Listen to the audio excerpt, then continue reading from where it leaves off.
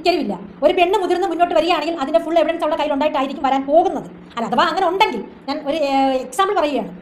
അങ്ങനെ വന്നാൽ നീ തെറ്റ് ചെയ്തിട്ടില്ലെന്ന് നിനക്ക് നെഞ്ചുറപ്പുണ്ടെങ്കിൽ, നിനക്ക് നല്ല ബോധ്യം ഉണ്ടെങ്കിൽ, ജനിച്ച ഒരു ചോര, അതായത് ഋതപ്പൻ, മനസ്സിലായ?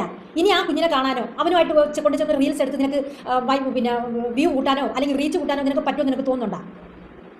ഇത്ര മാത്രം ഇങ്ങനെ പറയുമ്പോൾ ആ കുഞ്ഞിനെ കാണാനെങ്കിലും നിനക്കിനി പറ്റുമോ ഇല്ലയോ എന്ന് നിനക്ക് ബോധ്യമുണ്ടോ? Hi guys, welcome back again. നമ്മളങ്ങനെ രേണുക യൂണിവേഴ്സിലേക്ക് തിരിച്ചെത്തിയിരിക്കുകയാണ് സുഹൃത്തുക്കളെ. താല്പര്യമുള്ള ആളുകൾ മാത്രം കാണുക, അല്ലാത്തവർക്ക് സ്കിപ്പ് ചെയ്ത് പോകാവുന്നതാണ്. അപ്പോൾ നമുക്ക് തുടങ്ങാം.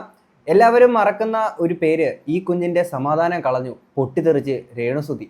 എൻ്റെ പൊന്നു രേണുക, നിങ്ങൾ കുറേ നാളായിട്ട് പൊട്ടിത്തെറിക്കുന്നുണ്ട്. ഇനി എന്നെക്കുറിച്ച് പീഡന വാർത്തകൾ വരെ വന്നേക്കാം, ആരും എന്നെ ഓർത്ത് വിഷമിക്കേണ്ട, പ്രതികരിച്ച് കിച്ചു സുതി. അപ്പം കിച്ചുവിൻ്റെ ലൈവ് കഴിഞ്ഞ ദിവസം വന്നിട്ടുണ്ടായിരുന്നു. ആ ഒരു ലൈവിനകത്ത് പറയുന്നൊരു പോർഷനാണിത്. അപ്പം അതിനുശേഷം നമ്മുടെ രേണുക ഇതിനൊരു മറുപടി കൊടുക്കുന്നുണ്ട്. ആക്ച്വലി രേണുക മറുപടി കൊടുക്കുന്നത് രേണുകയുടെ ശബ്ദത്തിൽ നിന്നല്ല, രേണുകയ്ക്ക് വേണ്ടിയിട്ട് രേണുകനെ ബ്ലൈൻഡായിട്ട് സപ്പോർട്ട് ചെയ്യുന്ന കുറച്ച് ആൾക്കാരുണ്ടല്ലോ, അപ്പം അവരുടെ ശബ്ദത്തിലൂടെയാണ് രേണുക സംസാരിക്കുന്നത്. നമുക്കപ്പം അതിലോട്ട് വരാം. അപ്പം അതിന് മുന്നേ തന്നെ ആദ്യം കിച്ചുവിൻ്റെ വീഡിയോ, ആ ഒരു ലൈവിനകത്ത് പറയുന്ന ആ ഒരു പോർഷൻ നമുക്ക് കണ്ടിട്ട് രേണുകയുടെ വോയിസിലോട്ട് നമുക്ക് വരാം. പണ്ടത്തെ കുറച്ച് കാര്യങ്ങൾ പറഞ്ഞതേ ഉള്ളൂ. ഇപ്പൊ ഇറങ്ങുന്ന ന്യൂസും കാര്യങ്ങളൊന്നും എന്നെ എഫക്ട് ചെയ്യുന്ന ഒരു കാര്യമല്ല. ഞാൻ പറഞ്ഞ കുറച്ച് കാര്യങ്ങൾ എല്ലാവർക്കും മനസ്സിലായെന്ന് തോന്നുന്നു. എനിക്ക് പറയുള്ളൂ, ഞാൻ ഓക്കെ ആണെന്ന് എനിക്ക് പറയണമെന്നുണ്ടായിരുന്നു. കാരണം എനിക്ക് ഭയങ്കരമായിട്ട് കോളും മെസ്സേജും എല്ലാവരും എനിക്ക് വന്ന് ഇൻസ്റ്റയിലാണെങ്കിലും ഭയങ്കരമായിട്ട് മെസ്സേജ് വരുന്നുണ്ട്. അതുകൊണ്ട് എനിക്ക് ഇങ്ങനെ ഒരു ലൈവിൽ വന്ന് പറയാമെന്ന് വിചാരിച്ചു. ഞാൻ ഓക്കെ ആണ്, വേറെ പ്രശ്നമൊന്നുമില്ല. ഈ വരുന്ന ന്യൂസുകളും കാര്യങ്ങളൊന്നും എന്നെ ബാധിക്കുന്ന ഒരു കാര്യമല്ല. ഞാൻ പറയേണ്ട കാര്യങ്ങൾ ഞാൻ നല്ലപോലെ പറഞ്ഞിട്ടുണ്ടെന്ന് തോന്നുന്നു എല്ലാവർക്കും. ഞാൻ കണ്ടിട്ട് മനസ്സിലായിട്ടുണ്ട് എല്ലാവർക്കും. ഇപ്പം പറഞ്ഞുകൊണ്ടെങ്കിൽ ഇപ്പം കുറച്ച് എന്നെ പറ്റി എന്താണ് ഓരോരോ ന്യൂസുകളൊക്കെ വരാം. അതൊന്നും എന്നെ എഫക്ട് ചെയ്യത്തില്ല എന്ന് ഞാൻ പ്രതീക്ഷിക്കാൻ തന്നെ പോവും. പറയണമെന്നുണ്ട്. ഡ്രൈവ് ചെയ്യല്ല, ഞാൻ വീട്ടിൽ തന്നെ ആട്ടാം. അപ്പം എന്നെ പറ്റി ഒരുപാട് ന്യൂസുകൾ ഇറങ്ങാം. ഇനിയിപ്പോ പറയാൻ ഈ ഒരു പെണ്ണിനെ കയറി പീഡിപ്പിച്ചെന്ന് വേണമെങ്കിൽ വരാം ന്യൂസുകളൊക്കെ. എന്താണെങ്കിലും ഞാൻ അതിനൊന്നും മൈൻഡ് ചെയ്യത്തില്ല. ഇത്രേ ഉള്ളൂ. ഞാൻ ആ പറഞ്ഞ കാര്യങ്ങളൊക്കെ എല്ലാവർക്കും മനസ്സിലായെന്ന് തോന്നുന്നു. ഒരു പാസ്റ്റ് ആയിരുന്നു എൻ്റെ അത്. ഞാൻ ഓക്കെ ആയിട്ട് നിൽക്കുകയാണ്. ഇപ്പം ഹാപ്പിയാണ്, കുഴപ്പമൊന്നുമില്ല. കൊല്ലത്തെ വീട്ടാടൊപ്പം നിൽക്കുക. കിച്ചു ഇങ്ങനൊരു സാധനം ലൈവിൽ പറഞ്ഞേക്കുന്നത് തൻ്റെ പാസ്റ്റ് ആണ് എന്നിങ്ങനെ പറയുന്നുണ്ട്. അപ്പം പാസ്റ്റിൽ എന്തോ ഇത്തരത്തിൽ ഇതുമായിട്ട് ബന്ധപ്പെട്ട എന്തൊക്കെയോ സംഭവങ്ങൾ നടന്നിട്ടുണ്ട്. അപ്പം ആ കാര്യം പുറത്തോട്ട് വരുമോ, അല്ലെങ്കിൽ ഇങ്ങനൊരു സംഭവം വന്നതിന് ശേഷം ആരെങ്കിലും ആ പഴയ പ്രശ്നങ്ങൾ എടുത്ത് പുറത്തോട്ട് ഇടുമോ എന്നുള്ള കാര്യങ്ങളൊക്കെ ആയിട്ടാണ് എനിക്കിത് കണ്ടപ്പോൾ എനിക്ക് പേഴ്സണലി ഫീൽ ചെയ്തത്. സംഭവം കിച്ചുവിൻ്റെ ചുറ്റുപാട് സാഹചര്യമൊക്കെ നല്ല ബ്യൂട്ടിഫുൾ ആയതുകൊണ്ട് കിച്ചു ഏത് രീതിയിൽ പോയെന്ന് പറഞ്ഞാൽ ഇതിന്റെ പൂർണ്ണ ഉത്തരവാദിത്തം ഈ ചുറ്റുപാട് ഉണ്ടാക്കി കൊടുത്തേക്കുന്ന ഈ ആൾക്കാരൊക്കെ തന്നെയാണ്. പിന്നെ കിച്ചു ഈ ഒരു സാധനം പറയുന്നത് ഇന്നല്ലെങ്കിൽ നാളെ, ഇപ്പം കിച്ചു ഓൾറെഡി ഇങ്ങനെ കുറച്ച് സാധനങ്ങൾ പറഞ്ഞുണ്ട്, രേണുസുധിയുടെ ഭാഗത്ത് നിന്നോ അല്ലെങ്കിൽ മറ്റാരുടെയെങ്കിലും ഒക്കെ ഭാഗത്ത് നിന്നോ ഇതൊക്കെ പുറത്തോട്ട് വരിക എന്നുള്ള നിലയിലൊക്കെ തന്നെയാണ് ഈ പറഞ്ഞെന്നുള്ളതാണ് ഞാൻ മനസ്സിലാക്കുന്നത്. ഇത് കിച്ചുവിന്റെ പാസ്റ്റിൽ നടന്നൊരു സംഭവം എന്നുള്ള നിലയിൽ കിച്ചു ഇവിടെ പറയുന്നുണ്ടല്ലോ. അപ്പോൾ ഇത് ആരാണ് ആരോപണം ഉന്നയിക്കുക എന്നുള്ള സംഭവമൊന്നും ഇവിടെ കിച്ചു പറയുന്നുണ്ടായിരുന്നില്ല. ഇനി അതിനുശേഷം രേണുക തൻ്റെ ഇൻസ്റ്റയിൽ കുറേ സ്റ്റോറീസ് കാര്യങ്ങളൊക്കെ ഇടുന്നുണ്ട്. പല ആളുകളും രേണുകനെ സപ്പോർട്ട് ചെയ്ത് കിച്ചുവിന് എഗെയിൻസ്റ്റ് ആയിട്ട് ഇടുന്ന വീഡിയോസ് ഒക്കെ എടുത്ത് സ്റ്റോറി കാര്യങ്ങളൊക്കെ ഇടുന്നുണ്ടായിരുന്നു. അതായത് രേണുക തൻ്റെ മകനായിട്ടുള്ള കിച്ചുവിനെ കുറിച്ചുള്ള സംഭവങ്ങളാണ് ഈ പറയുന്ന എടുത്ത് സ്റ്റോറി ഇട്ടേക്കുന്നത്. അപ്പം പലരും പറയുന്നൊരു സാധനമുണ്ട്, കണ്ടോ രേണുക ഒന്നും കിച്ചുവിനെ പറ്റിയിട്ട് പറയണില്ലല്ലോ എന്നുള്ള രീതിയിലുള്ള കാര്യങ്ങൾ. ഈ രേണുക തന്നെയാണ് ഈ മകന് ഈ പറയുന്ന പൈസ അയച്ചു കൊടുത്തേക്കുന്ന സ്ക്രീൻഷോട്ട് കാര്യങ്ങളൊക്കെ ഇവർക്കൊക്കെ അയച്ചു കൊടുത്ത് അങ്ങനെ ഒരു കാര്യം ചെയ്തിട്ടുള്ളത്. ഇനി രേണുക റീസെൻ്റ് ആയിട്ട് എടുത്ത് സ്റ്റോറി ഇട്ടേക്കുന്ന 2 യൂട്യൂബ് വീഡിയോസ് ഉണ്ട്. ഒന്ന് നമ്മുടെ സജീന വ്ളോഗ്സിൻ്റെ, പിന്നെ മറ്റൊരു ലേഡിയുടെ ആണ്. എന്താണെങ്കിലും ആ ഒരു ലേഡി പറയുന്നത് കേട്ടിട്ട് നമുക്ക് സജീന വ്ളോഗ്സിലോട്ട് വരാം. പറഞ്ഞാട്ടെ. ഹലോ ഫ്രണ്ട്സ്, എന്റെ ഇന്നത്തെ വീഡിയോ എന്ന് പറയുന്നത് കിച്ചുവിന് വേണ്ടിയിട്ട് ആണ് കേട്ടാ. ഈ നായ്ക്കുട്ടികളുടെ ഇടയിലോട്ട് എല്ലിൻ കഷ്ണം ഇട്ട് കൊടുത്താൽ എങ്ങനെയായിരിക്കും, അതുപോലത്തെ പരിപാടിയാണ് ഇപ്പൊ ശരിക്കും കിച്ചു കാണിച്ചുകൊണ്ടിരിക്കുന്നത്. എന്താണ് ചെയ്യുന്നതെന്നോ എന്താണ് പറയുന്നതെന്നോ ശരിക്കും മനസ്സിലാക്കാതെ അവനുള്ള കുഴി അവൻ തന്നെ തോണ്ടിക്കൊണ്ടിരിക്കുകയാണ്. ഇതൊന്നുമില്ല, ഞാൻ സന്തോഷമായിരിക്കുന്നു എന്ന് പറയാനാണെങ്കിൽ ലൈവ് വന്നത്. ഈ ലൈവിന്റെ ഇടയിൽ എന്തിനാണ് നീ വേണ്ടാത്ത കാര്യങ്ങൾ എടുത്തിട്ട് പബ്ലിക്കിന് ഇട്ട് കൊടുത്തത്? അതിനകത്ത് പുള്ളിക്കാരി പറഞ്ഞൊരു കാര്യം, കിച്ചുവിന്റെ കുഴി കിച്ചു തന്നെ തോണ്ടുകയാണെന്ന് പറയുമ്പോഴത്തേക്കിന് ആക്ച്വലി ഈ ഒരു പാസ്റ്റിന്റെ ഒരു സാധനം നാളുകളിൽ ആരെങ്കിലും ഇതെടുത്ത് പുറത്തോട്ട് ഇട്ടാലോ എന്നുള്ള ഒരു പേടി തീർച്ചയായിട്ടും കിച്ചിനുണ്ട്. അത് പാസ്റ്റ് ആണെന്നുള്ള കാര്യം പറയുന്നുണ്ട്. അപ്പൊ എന്തെങ്കിലുമൊക്കെ പ്രായത്തിൻ്റെതായിട്ടുള്ള എന്തെങ്കിലുമൊക്കെ സംഭവങ്ങളൊക്കെ ഉണ്ടാവാം. എന്താന്നുള്ളത് നമുക്കറിയത്തില്ലേ? ഇനി ചേച്ചി ബാക്കി പറഞ്ഞാട്ടെ. എന്താണ് ചുമ്മാ വെറുതെ പേടിച്ചിട്ട് ഈ മുൻകൂർ ജാമ്യം എന്നതുപോലെ ചിന്തിക്കുക പോലും ചെയ്യാതെ അനാവശ്യമായുള്ള കണ്ടന്റുകൾ പബ്ലിക്കിൽ ഇട്ട് കൊടുക്കുന്നത്? ഈ പബ്ലിക് വീഡിയോ കാണുന്ന എല്ലാവരും അന്ധന്മാരാണ്. കുറെ പേര് ചിലപ്പോൾ മേബി നിന്റെ വീഡിയോ കണ്ടിട്ട് നിന്നെ സപ്പോർട്ട് ചെയ്തേക്കാം, കുറച്ച് പേര് രേണുവിനെ സപ്പോർട്ട് ചെയ്തേക്കാം, പക്ഷെ ബാക്കി കുറച്ച് പേരുണ്ട് നിന്റെ ഈ ഡയലോഗ് കേൾക്കുമ്പോൾ ശരിക്കും എന്തൊക്കെയോ നടന്നിട്ടുണ്ട് എന്ന് അറിയാൻ വേണ്ടിയിട്ട്. അല്ലെങ്കിൽ തന്നെ നിനക്ക് ഇത് എന്ത് അലിഗേഷൻസ് പബ്ലിക്കിൽ വന്നു എന്ന് പറഞ്ഞിട്ട്, അല്ലെങ്കിൽ ഇനി എന്ത് വരുമെന്ന് പറഞ്ഞ് പേടിച്ചിട്ടാണ് നീ ഒരു വീഡിയോ ഇട്ടത്? എനിക്ക് ഒട്ടും മനസ്സിലായില്ല. ശരിക്കും പറഞ്ഞാൽ എനിക്ക് നിന്റെ കാര്യത്തിൽ സഹതാപം തോന്നി. ഒന്ന് എനിക്ക് നല്ല എന്താണ്, എനിക്ക് ചിരിയും വരുന്നുണ്ട്. എടാ എന്താണ് നീ കാണിച്ചു വെച്ചിരിക്കുന്നത്? എന്താണ് ഒന്നുമില്ലാതെ അലിഗേഷൻസ്? ഇനി ഇൻകേസ് ഒരു പീഡന കേസ് വന്നു എന്ന് തന്നെ ഇരിക്കട്ടെ, ഇപ്പൊ ആരും കൊണ്ടൊരു പീഡന കേസിന് പരാതി കൊടുത്താലും ചുമ്മാ അയാൾ കൊടുക്കുന്ന പരാതിക്ക് ഈ പറയുന്ന കേസ് കാര്യമൊന്നും എടുക്കൂല, അതിന് ബാക്കി ടെസ്റ്റ് കാര്യങ്ങളൊക്കെ ഉണ്ട്. നീ എന്തിനാണ് മോനെ ചുമ്മാ വന്നിരുന്നത് ഇങ്ങനെ നിന്റെ വില തന്നെ കളയുന്നത്? ഇന്നത്തെ കണ്ടന്റ്, ഇന്നത്തെ ഇനി 2-3 ദിവസത്തേക്കുള്ള കണ്ടന്റ് എന്തായാലും എല്ലാവർക്കും ആയി. നീ പേടിച്ചിട്ടായിരിക്കും മേബി അയ്യോ ഞാൻ രേണുവിനെതിരെ അങ്ങനത്തെ ഒരു വീഡിയോ ഇട്ടല്ലോ, ചിലപ്പോൾ മേബി ആരെങ്കിലും ഇനി എന്നെ പറ്റി എന്തെങ്കിലും പറഞ്ഞുണ്ടാക്കിയാലോ അല്ലെങ്കിൽ എന്തെങ്കിലും കാര്യങ്ങൾ പബ്ലിക്കിലോട്ട് ഇട്ട് കൊടുത്താലോ എന്ന് പേടിച്ചിട്ട് നീ ഒരു മുൻകൂർ ജാമ്യം ചെയ്തതാണ്. പക്ഷെ അവിടെയാണ് നീയും രേണുവും തമ്മിലുള്ള വ്യത്യാസം. ഇവിടെ രേണുവും തമ്മിലുള്ള വ്യത്യാസം എന്നൊന്നും പറയാൻ നിൽക്കണ്ട. കാര്യം രേണുവൊക്കെ വൻകിടിലമാണ്, നമുക്കറിയാമല്ലോ. മുൻകൂർ ജാമ്യം എന്നുള്ള നിലയിൽ പറയുമ്പോഴത്തേക്ക് ഈ ഡ്രഗ്സിന്റെ ഈ കേസാണെങ്കിലും പിന്നെ കുറെ ഭീഷണിപ്പെടുത്തുന്നുണ്ടായിരുന്നു, അങ്ങനെ കുറെ ഇൻസെക്യൂരിറ്റീസ് കിച്ചുനുണ്ടായിരുന്നു. ഇത് നാളുകൾ ഇപ്പൊ കുറെ ആൾക്കാർ പേടിപ്പിക്കുക അത് ഇത് എന്നുള്ള സാധനങ്ങളെ കിച്ചു പറയുന്നുണ്ടല്ലോ, അതുപോലെ കിടക്കുന്നൊരു സാധനമായിരുന്നു. എനിക്ക് തോന്നുന്നു മേ ബി ആ ഫസ്റ്റ് വീഡിയോക്കകത്ത് പറയാൻ വിട്ടുപോയതോ വല്ലോ ആയിരിക്കാം, അത് നമുക്കറിയത്തില്ല. എന്താണെങ്കിലും ഇതിനകത്ത് പറഞ്ഞ പോലെ തന്നെ ഒരു മുൻകൂർ ജാമ്യ നിലയിൽ അല്ലെങ്കിൽ നാളുകളിൽ ഈ ഒരു സംഭവം പുറത്തു വന്നേക്കാം. ഇങ്ങനൊരു സാധനം സൈഡിൽ കിടപ്പുണ്ട്. പക്ഷെ ഇത് ആലോചിച്ച് നോക്കണം, ഇത് രേണുവക്കയുടെ വോയിസ് മറ്റൊരാളിലൂടെ വന്നു എന്നുള്ള നിലയിലാണ് മനസ്സിലാക്കുക. രേണുവക്കാനെ എടുത്ത് സ്റ്റോറി ഇട്ടേക്കുന്ന ഒരു സംഭവമാണേ. പക്ഷെ ഇതിൽ നിങ്ങൾ രണ്ടുപേരും അല്ലാതെ ബാധിക്കപ്പെട്ട മറ്റൊരാളുണ്ട്. ആരെന്നറിയാമോ? നിന്റെ അച്ഛൻ. മരിച്ച നിന്റെ അച്ഛന് നല്ല രീതിയിൽ നെഗറ്റീവ് ഇമേജ് ആ ഒരു ഒറ്റ നിന്റെ വീഡിയോയിൽ നിന്ന് നല്ല രീതിയിൽ വന്നിട്ടുണ്ട്. നീ വീഡിയോസ് കണ്ടിട്ടില്ലെങ്കിൽ ഒന്ന് പോയിരുന്ന് കാണുക, യൂട്യൂബിൽ എല്ലാവരുടെയും വീഡിയോസ് എടുത്ത് നോക്കുക. സുധി എന്ന് പറയുന്ന കലാകാരന്റെ ജീവിത ചരിത്രവും അദ്ദേഹം അങ്ങനെ വളരെ മാന്യനൊന്നും ആയിരുന്നില്ല, അല്ലെങ്കിൽ അങ്ങനത്തെ കേസൊക്കെ ആയിരുന്നു എന്ന് പറഞ്ഞിട്ട് നീ ആയിട്ട് കൊണ്ടുവന്ന പബ്ലിക്കിൽ ഇട്ട് കൊടുത്ത സാധനമാണ്. നീ അദ്ദേഹത്തിന്റെ മകനല്ലേ ഒന്നുമില്ലെങ്കിൽ. വെയിറ്റ്, ഇത് കിച്ചു വന്ന് പറഞ്ഞതിന് ശേഷമാണോ കൊല്ലം സുധിയുടെ പേരിൽ ഇങ്ങനെ ഇത്തരം കാര്യങ്ങളൊക്കെ വന്നത്? എൻ്റെ പൊന്നു ചേച്ചി, നിങ്ങൾ ഇങ്ങനെയൊന്നും പറയല്ലേ. നിങ്ങൾ രേണുവൊക്കെ എന്നെ സപ്പോർട്ട് ചെയ്തു എന്ന് എഴുതിയിട്ട് ഇങ്ങനെ ബ്ലൈൻഡ് ആയിട്ട് ഇങ്ങനത്തെ കാര്യങ്ങൾ പറയല്ലേ. കാര്യം ഈ കൊല്ലം സുധി എന്ന് പറയുന്ന വ്യക്തി മരണപ്പെട്ട സമയത്തേക്കും എല്ലാ ആളുകൾക്കും ഒരു സ്നേഹം കാര്യങ്ങളൊക്കെ പലർക്കും തോന്നിയിരുന്നു, അല്ലെങ്കിൽ ഒരു മോസ്റ്റ് മെജോറിറ്റി ആളുകൾക്കും തോന്നിയിരുന്നു. പിന്നീട് കൊല്ലം സുധിയോ ഏത് കൊല്ലം സുധി എന്ന നിലയിലേക്ക് ആളുകളുടെ ചിന്തകൾ മാറ്റിയിട്ടുണ്ടായിരുന്നത് ഈ രേണു സുധിയായിരുന്നു. പുള്ളിക്കാരി ചെയ്തിരിക്കുന്ന പല കാര്യങ്ങളൊക്കെ തന്നെ വലിയ രീതിയിൽ വിവാദങ്ങളായപ്പോഴത്തേക്കിന് ഇപ്പം ആ ഒരു സ്പ്രേ ആയിട്ട് ബന്ധപ്പെട്ട കുറെ വിവാദങ്ങൾ, വീടുമായിട്ട് ബന്ധപ്പെട്ട വിവാദങ്ങൾ, ഇതിനൊക്കെ ആ ഒരു സമയങ്ങളിലൊക്കെ തന്നെയായിരുന്നു കൊല്ലം സുധി എന്ന് പറയുന്ന വ്യക്തിയുടെ കടങ്ങളെ പറ്റിയിട്ട് ഇതൊക്കെ വന്ന് പുറത്തേക്ക് വന്നിട്ടുണ്ടായിരുന്നേ. മുമ്പ് നമ്മൾ ഓൾറെഡി ഈ എല്ലാ ആളുകളും സംസാരിച്ചേക്കുന്ന ഒരു സംഭവമൊക്കെ തന്നെയായിരുന്നു പിന്നീട് കിച്ചു എന്ന് പറഞ്ഞിട്ടുണ്ടായിരുന്നേ. അതിനൊപ്പം ആഡ് ചെയ്തേക്കുന്ന കുറച്ച് കാര്യങ്ങളോട് ആ ഒരു വീഡിയോക്കകത്ത് ഉണ്ടായിരുന്നു. അല്ലാതെ കിച്ചത് പറഞ്ഞതിന് ശേഷമല്ല പെട്ടെന്ന് ഒരു ദിവസം കൊല്ലം സുധി എന്ന് പറയുന്ന വ്യക്തിക്ക് അങ്ങനെ ഒരു നെഗറ്റീവ് കാര്യങ്ങളൊക്കെ വന്നിട്ടുള്ളത്. വീഡിയോ ഇട്ടു, ആ ഒരു വീഡിയോക്കെതിരെ രേണു നിനക്കെതിരെ എന്തെങ്കിലും പറഞ്ഞു? നിനക്കെതിരെ വാ തുറന്ന് ഒന്നും പറഞ്ഞില്ല. രേണു കരഞ്ഞിട്ട് 2 വീഡിയോ ഇട്ടു. അതിനുശേഷം വന്ന സ്ക്രീൻഷോട്ട്, അതായത് ക്യാഷ് ഇട്ട് കൊടുത്തു എന്നുള്ള സാധനം മാത്രമേ രേണുവിന്റെ സൈഡിൽ നിന്ന് വന്നിട്ടുള്ളൂ. അത് ഞാൻ പറഞ്ഞില്ല, ചോദിച്ച് മേടിച്ചതാണ്. അത് നിന്നെ തളർത്താനോ ഈ പബ്ലിക്കിൽ നിന്നെ മോശക്കാരനായിട്ട് ആക്കാനോ ഒന്നിനും അല്ലായിരുന്നു. ഞാൻ പറഞ്ഞല്ലോ. നീ പിന്നെ എന്തിനാണ് അങ്ങനെ ഒരു സാധനം ഇട്ടത്? എന്തിനാ അങ്ങനെ ഒരു സാധനം ഇട്ടത്? കിച്ചുവിനെ ഇത്രത്തോളം സ്നേഹിക്കുന്ന ഒരു അമ്മയാണ്, പൈസ കൊടുത്ത് സ്നേഹിക്കുന്ന ഒരു അമ്മയാണ്. അതുകൊണ്ട് കിച്ചു തിരിച്ച് ആ ഒരു സ്നേഹം കാണിക്കുന്നില്ല, അങ്ങനൊരു സംഭവം കാണിക്കാൻ വേണ്ടിയിട്ടല്ലേ? അതല്ലേ ഇപ്പോഴും കുറെ ആൾക്കാർ പറയുന്നുണ്ട് പൈസയാണ്, പൈസ അല്ലെങ്കിൽ പിന്നെ എന്താണ് സ്നേഹം എന്ന് കുറെ ആൾക്കാർ ചോദിക്കുന്നുണ്ട്. പൈസ ജീവിതത്തിൽ നമുക്ക് ആവശ്യമായിട്ടുള്ളൊരു കാര്യമാണ്, അല്ലാതെ പൈസയാണ് സ്നേഹം എന്ന് ദയവ് ചെയ്ത ആൾക്കാർ നിങ്ങൾ പറയരുതേ.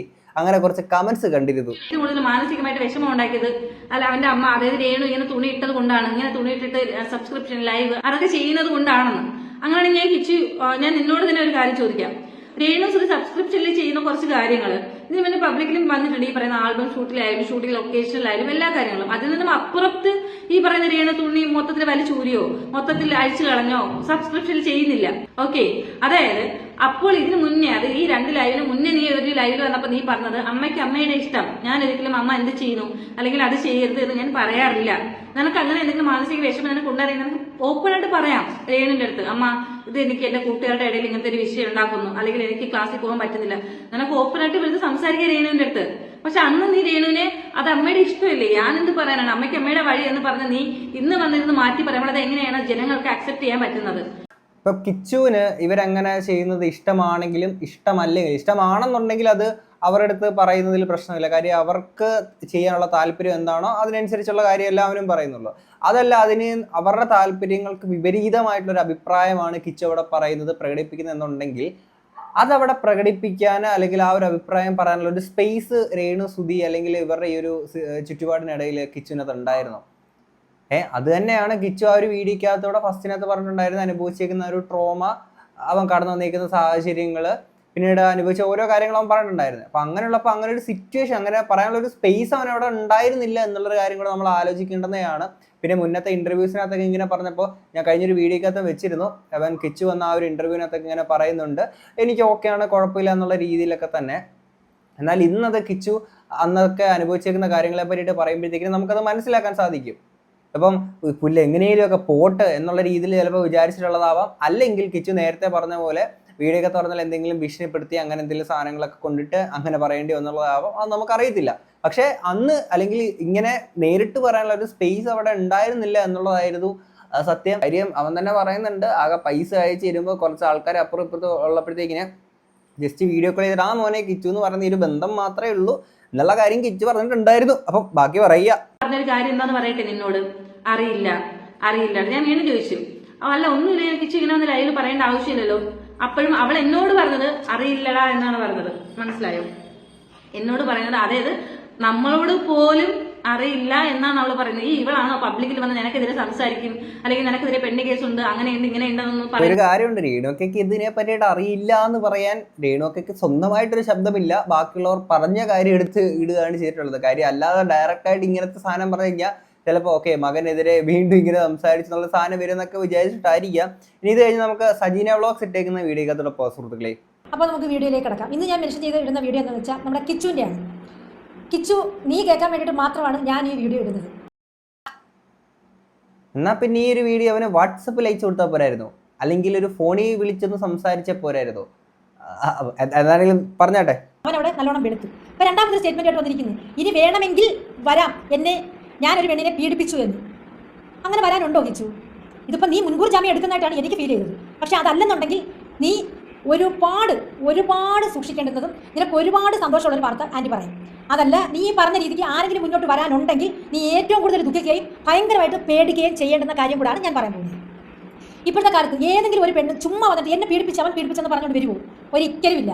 ഒരു പെണ്ണ് മുതിർന്ന് മുന്നോട്ട് വരികയാണെങ്കിൽ അതിൻ്റെ ഫുൾ എവിഡൻസ് അവളുടെ കയ്യിൽ ഉണ്ടായിട്ടായിരിക്കും വരാൻ പോകുന്നത്. അല്ല, അഥവാ അങ്ങനെ ഉണ്ടെങ്കിൽ ഞാൻ ഒരു എക്സാമ്പിൾ പറയുകയാണ്. അങ്ങനെ വന്നാൽ നീ തെറ്റ് ചെയ്തിട്ടില്ലെന്ന് നിനക്ക് നെഞ്ചുറപ്പുണ്ടെങ്കിൽ, നിനക്ക് നല്ല ബോധ്യം ഉണ്ടെങ്കിൽ, നീ ധൈര്യമായിട്ട് നിന്നോടകിച്ചു. നിനക്ക് സപ്പോർട്ടായിട്ട് ഈ പറയുന്ന ആൾക്കാരുടെ കൂട്ടത്തിൽ ഏറ്റവും മുൻപന്തിൽ ഞാനുണ്ടാവും. കാരണം ചുമ്മാ ഒരുത്തിക്ക് വന്നിട്ട് എന്നെ പീഡിപ്പിച്ചെന്ന് പറഞ്ഞിട്ട് അങ്ങനെ പോകാൻ പറ്റത്തില്ല മോനെ. നീ അതിൽ പേടിക്കേ വേണ്ട, അതിന് നീ പേടിക്കേ വേണ്ട. കാരണം ഇപ്പം ഒരുപാട് ശാസ്ത്രമായിട്ട് ലോകം വളർന്നിരിക്കുന്ന സമയമാണ്. ആരെങ്കിലും അങ്ങനെ ഒരു സ്റ്റേറ്റ്മെൻറ്റായിട്ട് മുന്നിട്ട് വന്നാൽ നിയമപരമായിട്ട് മാത്രമല്ല നമുക്കതിനെ പിന്നെ ശാസ്ത്രീയപരമായിട്ടും കൈകാര്യം ചെയ്യാൻ പറ്റും. മനസ്സിലായില്ലേ?